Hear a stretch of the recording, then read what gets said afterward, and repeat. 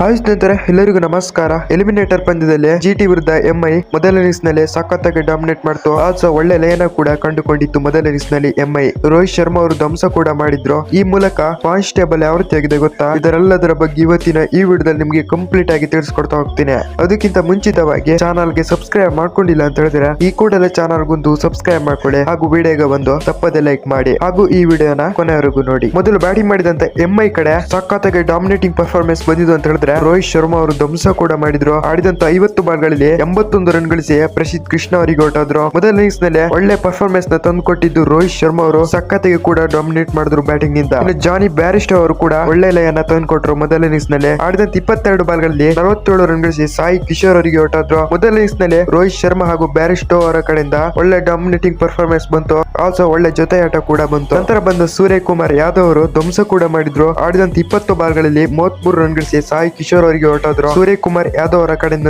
ಕೂಡ ಒಳ್ಳೆ ಪರ್ಫಾರ್ಮೆನ್ಸ್ ಬಂತು. ನಂತರ ಬಂದ ತಿಲಕ್ ವರ್ಮಾ ಅವರು 25 ರನ್ ಗಳಿಸಿ ಮೊಹಮ್ಮದ್ ಸಿರಾಜ್ ಅವರಿಗೆ ಹೊರಟಾದ್ರು. ನಂತರ ಬಂದ ನಾಯಕ ಹಾರ್ದಿಕ್ ಪಾಂಡ್ಯ ಅವರು ಧ್ವಂಸ ಕೂಡ ಮಾಡಿದ್ರು. ಕೊನೆಯವರೆಗೂ ನಿಂತು ಸಖತ್ತಾಗಿ ಕೂಡ ಆಡಿದ್ರು. ಆಡಿದಂತ 9 ಬಾಲ್ಗಳಲ್ಲಿ 22 ರನ್ ಗಳಿಸಿ ನಾಟ್ಔಟ್ ಆಗಿ ಕೂಡ ಉಳಿದ್ರು. ಎಂಐ ಕಡೆ ಒಳ್ಳೆ ಲಯನ ತಂದುಕೊಟ್ಟಿದ್ದು ಮೊದಲ ಇನ್ನಿಂಗ್ಸ್ ನಲ್ಲಿ ಅಂತ ಹೇಳಿದ್ರೆ ರೋಹಿತ್ ಶರ್ಮಾ ಅವರು ಕೂಡ ಸಖತ್ತಾಗಿ ಪರ್ಫಾರ್ಮೆನ್ಸ್ ಕೊಟ್ಟರು ಟಾಪ್ ಆರ್ಡರ್ ನಲ್ಲಿ. ಇನ್ನು ಜಾನಿ ಬ್ಯಾರಿಸ್ಟೋ ಅವರು ಕೂಡ ಸಖತ್ತಾಗಿ ಡಾಮಿನೇಟ್ ಮಾಡಿದ್ರು ಮೊದಲ ಇನ್ನಿಂಗ್ಸ್ ನಲ್ಲಿ. ಆಲ್ಸೋ ಎಂಐ 20 ಓವರ್ಗಳಲ್ಲಿ 228 ರನ್ ಕಲೆ ಹಾಕಿ 5 ವಿಕೆಟ್ ಕಳೆದುಕೊಂಡು ಜಿಟಿಗೆ 229 ರನ್ ಗಳ ಟಾರ್ಗೆಟ್ ಕೊಟ್ಟಿತ್ತು. ಇದು ದೊಡ್ಡ ಮಟ್ಟದ ಟಾರ್ಗೆಟ್ ಆಗಿತ್ತು ಜಿಟಿ ತಂಡಕ್ಕೆ. ಜಿಟಿ ಕಡೆ ಮೊದಲ ಇನ್ನಿಂಗ್ಸ್ ನಲ್ಲಿ ಬೌಲಿಂಗ್ ನಲ್ಲಿ ಒಳ್ಳೆ ಪರ್ಫಾರ್ಮೆನ್ಸ್ ಬಂದಿದೆ ಅಂತ ಹೇಳಿದ್ರೆ ಮೊಹಮ್ಮದ್ ಸಿರಾಜ್ ಅವರು ಹಾಕಿದಂತ 4 ಓವರ್ಗಳಲ್ಲಿ 1 ವಿಕೆಟ್ ತೆಗೆದ್ರು. ಇನ್ನು ನಮ್ಮ ಕನ್ನಡಿಗ ಪ್ರಸಿದ್ಧ ಕೃಷ್ಣ ಅವರು 2 ವಿಕೆಟ್ ತೆಗೆದ್ರು. ಇನ್ನು ಸಾಯಿ ಕಿಶೋರ್ ಅವರು 2 ವಿಕೆಟ್ ತೆಗೆದ್ರು. ಈ ಮೂಲಕ ಎಂಐ 228 ರನ್ ಗಳಿಸಿ ಮೊದಲ ಇನ್ನಿಂಗ್ಸ್ ನಲ್ಲಿ 5 ವಿಕೆಟ್ ಕಳೆದುಕೊಂಡು ಜಿಟಿಗೆ 229 ರನ್ ಗಳ ಅತಿ ದೊಡ್ಡದ ಟಾರ್ಗೆಟ್ ಕೊಟ್ಟಿತ್ತು ಜಿಟಿ ತಂಡಕ್ಕೆ ಮೊದಲ ಇನ್ನಿಂಗ್ಸ್ ನಲ್ಲಿ. ನಂತರ ಚೇಸ್ ಮಾಡಲು ಬಂದ ಜಿಟಿ ಕಡೆ ಒಳ್ಳೆ ಡಾಮಿನೇಟಿಂಗ್ ಪರ್ಫಾರ್ಮೆನ್ಸ್ ಬಂದಿದೆ ಅಂತ ಹೇಳಿದ್ರೆ ಸಾಯಿ ಸುದರ್ಶನ್ ಅವರು ಸಖತ್ತಾಗಿ ಡಾಮಿನೇಟ್ ಮಾಡಿದ್ರು. ಆಡಿದಂತ 49 ಬಾಲ್ಗಳಲ್ಲಿ 80 ರನ್ ಸಿಡಿಸಿ ಔಟ್ ಕೂಡ ಆದ್ರು. ಒಳ್ಳೆ ಡಾಮಿನೇಟಿಂಗ್ ಪರ್ಫಾರ್ಮೆನ್ಸ್ ಬಂತು ಎರಡನೇ ಇನ್ನಿಂಗ್ಸ್ ನಲ್ಲಿ. ಸಾಯಿ ಸುದರ್ಶನ್ ಅವರ ಬ್ಯಾಟಿಂಗ್ ಇಂದ